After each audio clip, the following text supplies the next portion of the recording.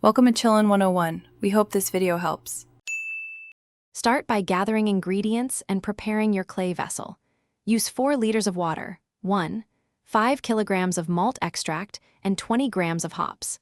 Select a food-safe fired clay crock of 6 to 10 liters capacity for primary fermentation so you have headspace.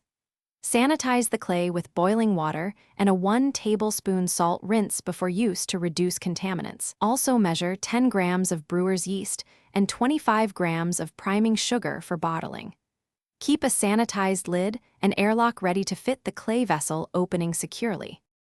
Heat the 4 liters of water to 68 degrees C and steep the malt for 60 minutes to convert starches into sugars. Remove grain or strained extract and bring the wort to a rolling boil for 60 minutes.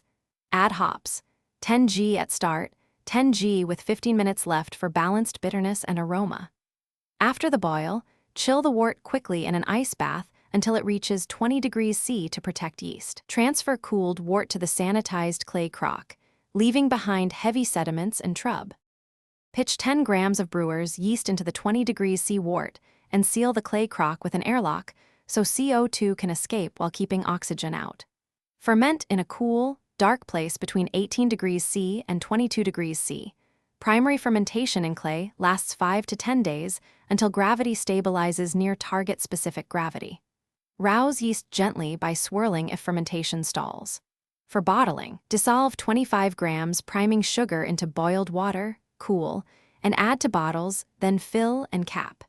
Age bottles for 2 weeks at 20 degrees C before chilling and serving.